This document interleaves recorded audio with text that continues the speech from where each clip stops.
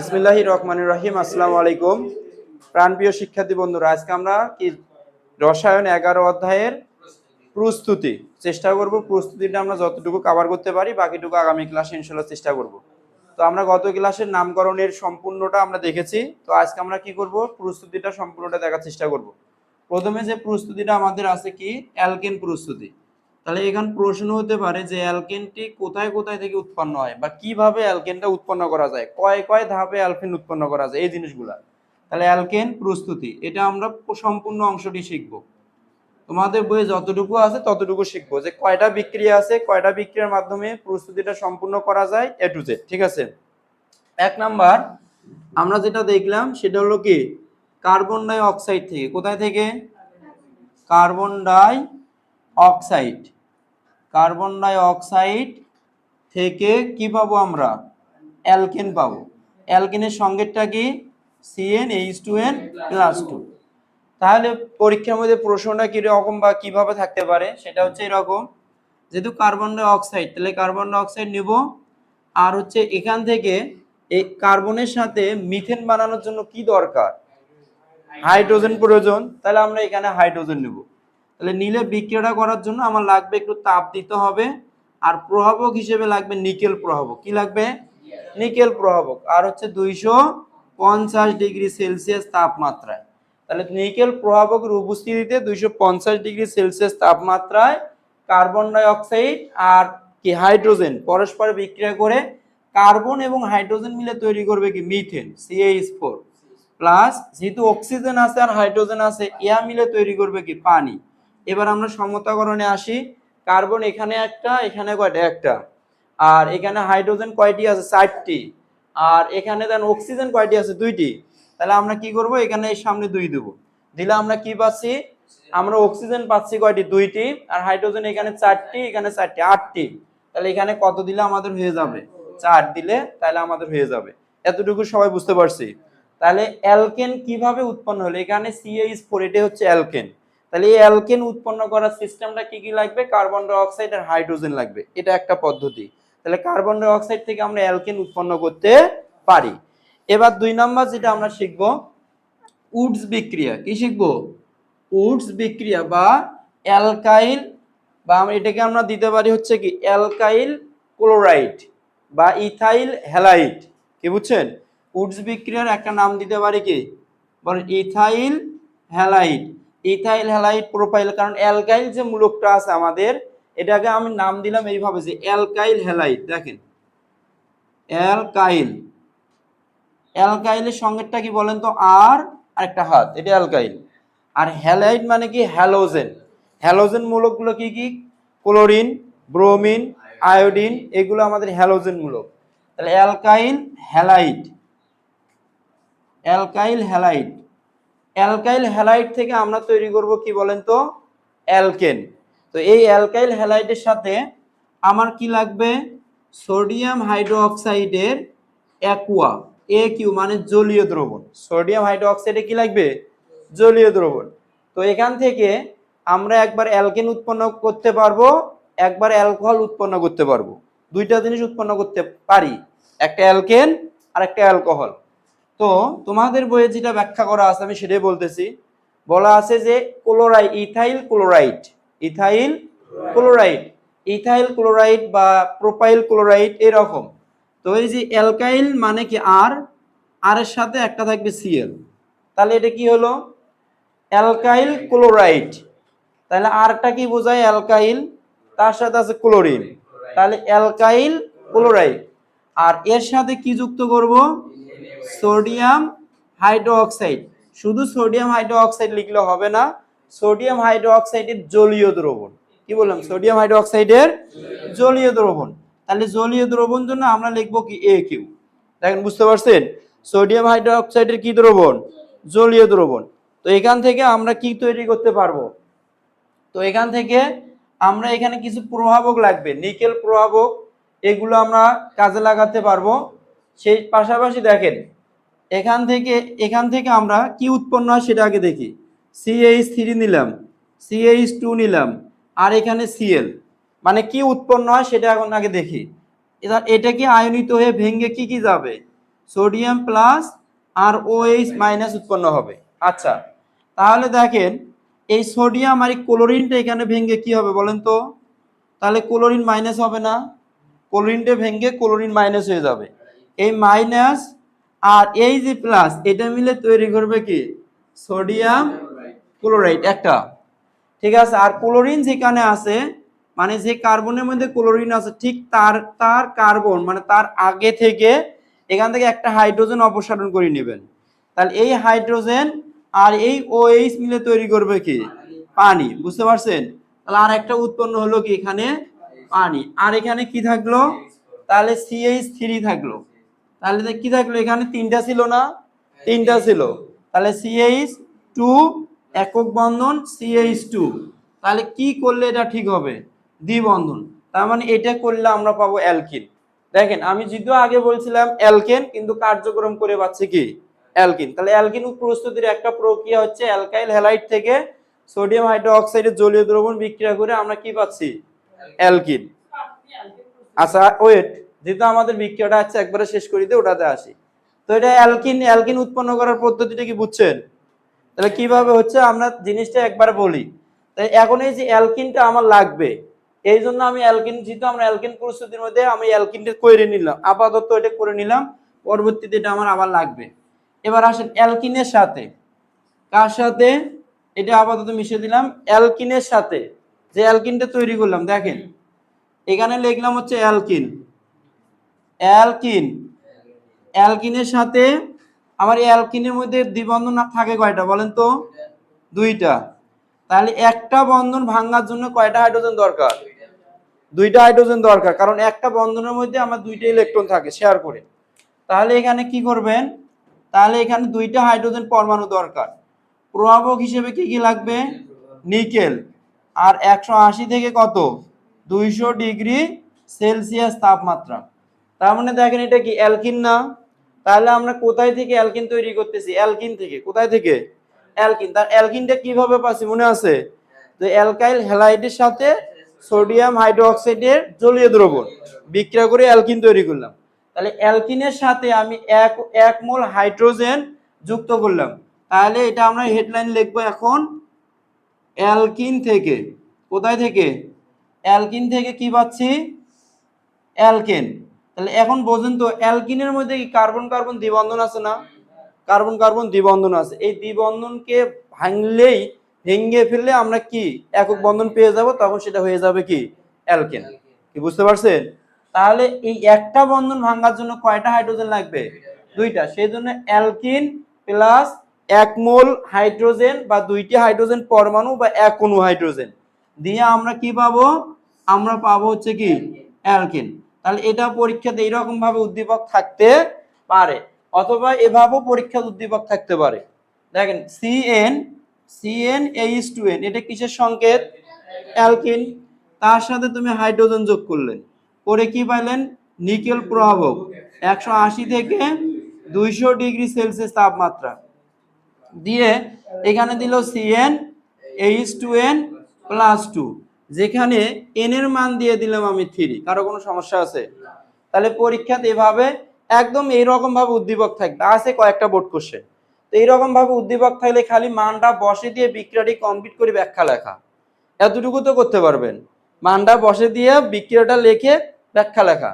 তাহলে মানটা বসাবেন, n এর মান যদি 3 হয় তাহলে C3H কত? 6। তার মধ্যে দেখেন হাইড্রোজেন, এখানে দেখেন আছে 6টা হাইড্রোজেন, তার মধ্যে আবার আরো 2টা হাইড্রোজেন যুক্ত হবে। তাহলে হলে কি হবে বলেন তো? নিকেল 180 থেকে 200 ডিগ্রি সেলসিয়াস তাপমাত্রা। তাহলে কি হবে বলেন? C3H কত? H8। তাহলে এটা কি পেলাম আমরা? অ্যালকিন পেলাম। তাহলে না, আর কিছু উৎপন্ন হবে না, কারণ এখানে বন্ধন ছিল কয়টা। এবার বন্ধনে আসেন, কার্বন কয়টা বলেন? 3টা। তাহলে এইভাবে কয়টা কার্বন দিবেন? এই যেটা শিখছেন এখন কাজে লাগবে। তো এখানে যেহেতু 3টা কার্বন দিলাম, এটা অ্যালকিন না? কিভাবে বুঝলাম এটা অ্যালকিন? কারণ দ্বিবন্ধন তো আছে। কিভাবে বুঝলাম? সংকেত থেকে। 3 × 6 সংকেত থেকে অ্যালকিন। এখন এই দ্বিবন্ধনটা অনেক বড় যদি হতো, দ্বিবন্ধনটা কি মাঝখানে দিব? তাহলে এই রকমের ক্ষেত্রে দ্বিবন্ধনটা কোথায় দেব? শুরুতে বা শেষে? আর যদি থাকতো স্পেসিফিক ভাবে বলা থাকতো তাহলে না সেই জায়গার মধ্যে ওই কার্বনের মধ্যে দ্বিবন্ধনটা দিয়ে দিতাম।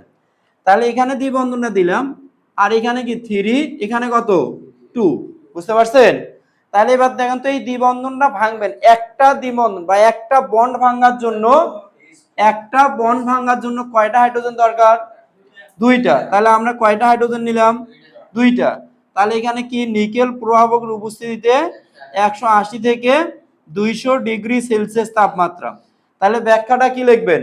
ব্যাখ্যাটা লিখবেন নিকেল প্রভাবকের উপস্থিতিতে 180 থেকে 200 ডিগ্রি সেলসিয়াস তাপমাত্রায় কি, এটার নাম কি বলেন? যৌগটার নাম কি? প্রোপিন। যৌগটার নাম কি? প্রোপিন। প্রোপিন কত? এই যে 1 নম্বর কার্বনের মাঝে দ্বিবন্ধন, প্রোপিন 1। তাহলে 1 হলে 1 লেখা দরকার নাই। তাহলে প্রোপিন প্লাস কি হাইড্রোজেন পরস্পরের সাথে যুক্ত হয়ে কি তৈরি করে? প্রোপেন। তাহলে CH3। দেখেন এই বন্ধনটা যখনই ভেঙে যাবে, ভেঙে যাওয়ার সাথে সাথেই দুই পাশে দুখান মাথা বাড়াবে, আর এই মাথাগুলো কি দ্বারা ফিল আপ হয়? হাইড্রোজেন। এখানে হাইড্রোজেন আছে কয়টা? তাহলে 2টা হাইড্রোজেন দুই পাশে। এখানে আগে থেকে আছে CH2, আর একটা মাথার মধ্যে হাইড্রোজেনটা যুক্ত হয়ে গেল। এখানে কি ছিল? CH2, এই মাথার মধ্যে হাইড্রোজেনটা যুক্ত হয়ে গেল। বুঝতে পারছেন? তাহলে এবার দেখেন যৌগটার নাম কি হলো বলেন তো? CH3, CH3, যেটা সরি এটা কত? CH3। তাহলে এটা CH2, এটা CH3। তাহলে এটার নাম কি হয়ে গেল বলেন তো? প্রোপেন হয়ে গেল। তাহলে এটার নাম কি? এটার নাম কি ছিল? প্রোপিন ছিল। দ্বিবন্ধনটা ভেঙে দিয়ে কি বানালাম? প্রোপেন। তাহলে আগে ছিল কি রকম? এরকম, আর এখন হলো কি রকম? এরকম। কি বুঝতে পারছেন?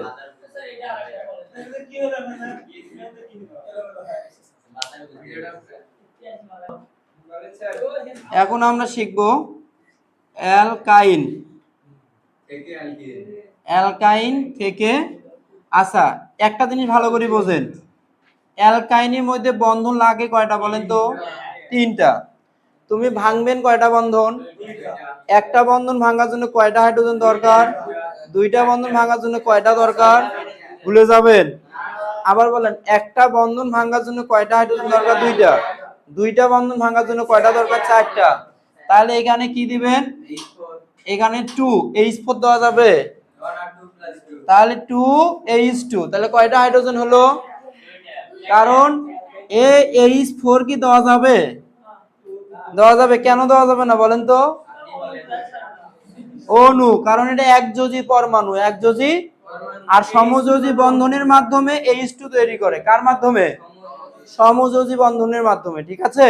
সেজন্য সামনে এখানে যদি আমার 6টা হাইড্রোজেন দরকার হয় সামনে 3, যদি 10টা হাইড্রোজেন দরকার হয় সামনে 5, যদি 100টা হাইড্রোজেন দরকার হয় সামনে 50।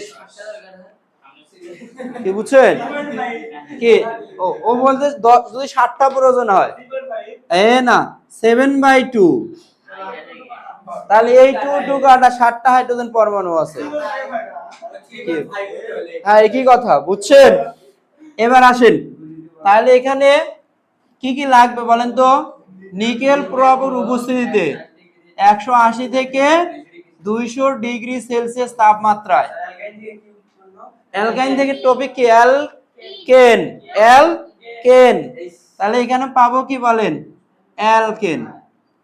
অ্যালকেন সুন্দর করে উঠান। তাহলে অ্যালকাইন থেকে আমরা পাচ্ছি কি? অ্যালকেন। তাহলে এবার আসেন তো সোনার চানেরা, এটা আমরা কি করব? এই যে আমাদের আণবিক সংকেত যেটা আছে না, সেটার নাম কি বলেন? বলেন CnH2n-2 প্লাস কি 2H2। তাহলে কি কি? নিকেল প্রভাবক। কি প্রভাবক?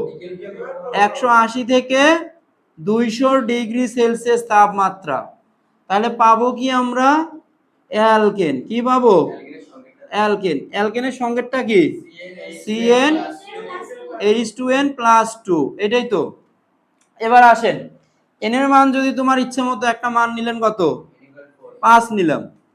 তাহলে পরীক্ষাতে এরকম উদ্দীপক আকারে থাকলে বুঝতে পারবেন? বুঝতে পারবেন না উদ্দীপক আকারে থাকলে? তাহলে n এর মান কত? 5।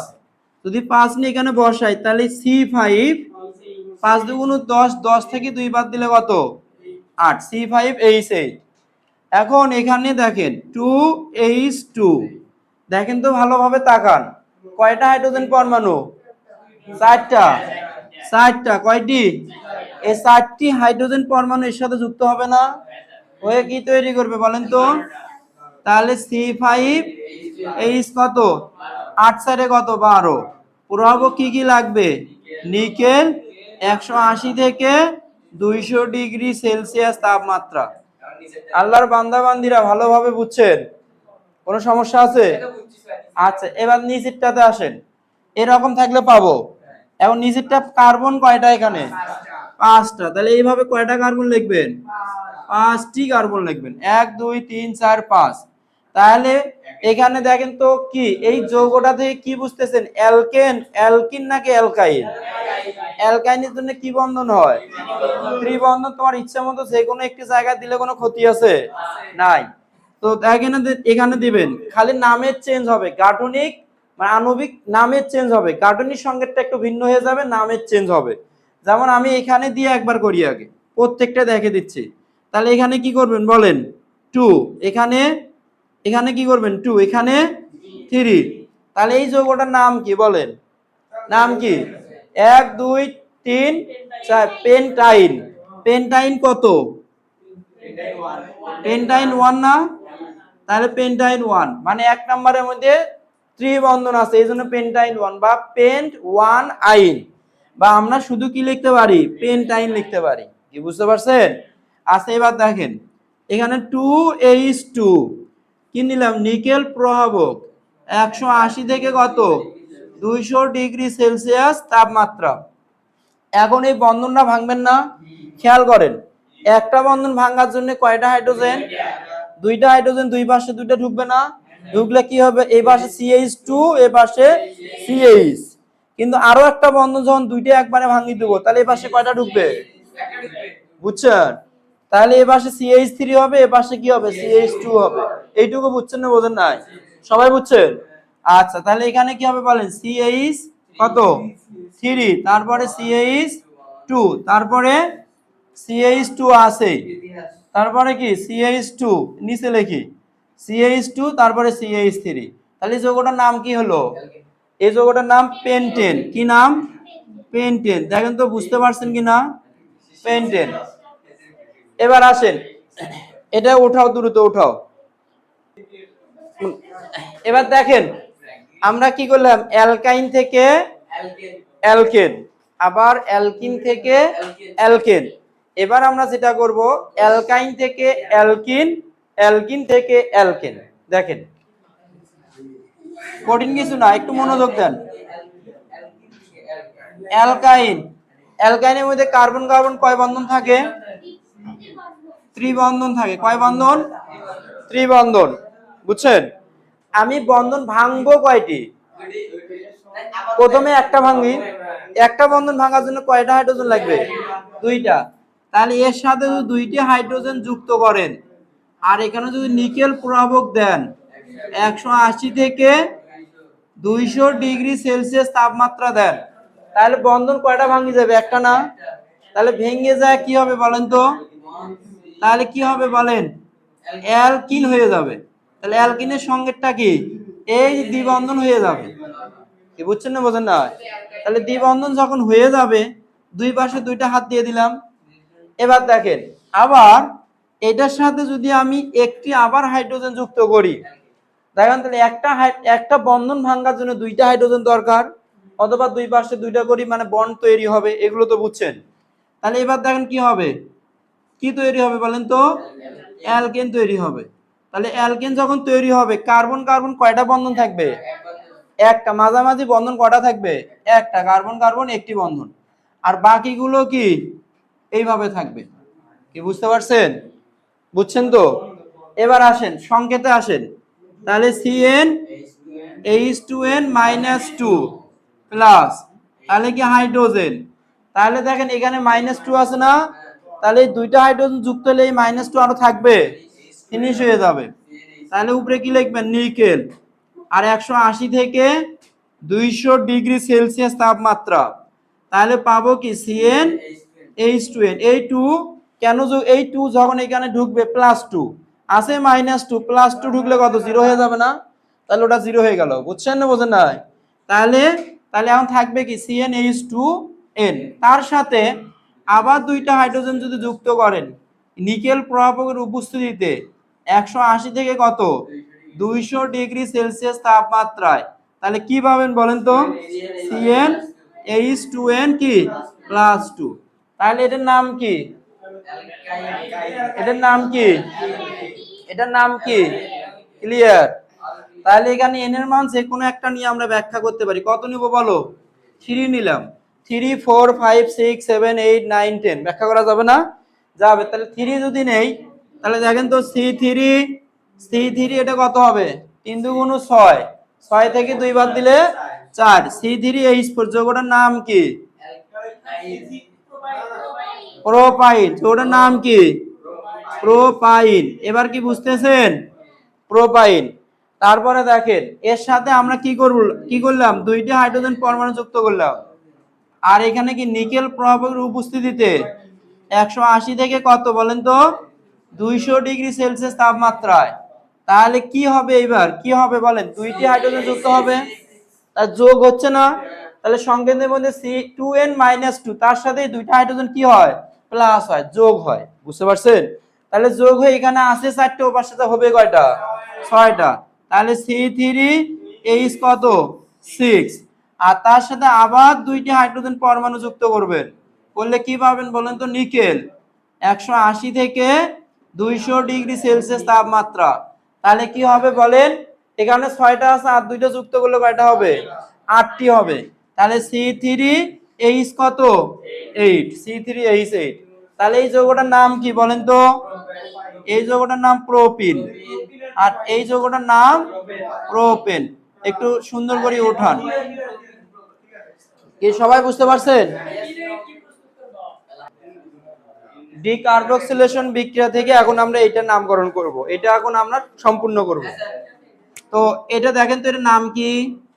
1 2 3 সোডিয়াম, হ্যাঁ সুন্দর করে লিখবো নিচে, sodium propanoate, propanoate, sodium propanoate. আর এটার নাম কি?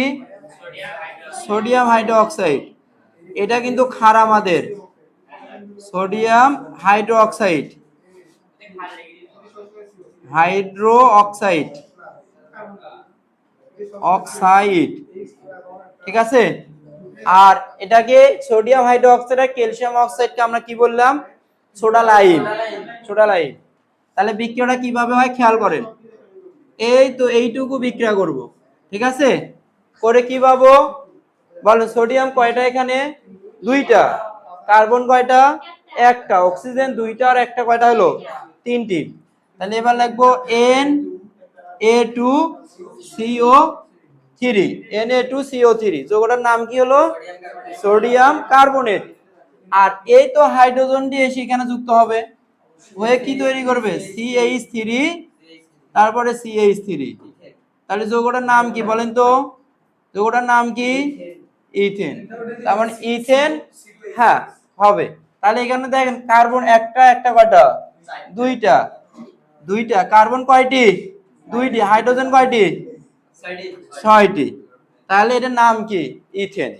দেখেন এই ডিকার্বক্সিলেশন বিক্রিয়া কি ভালোভাবে বুঝছেন? ঠিক আছে, এর পরেরটাতে আসেন।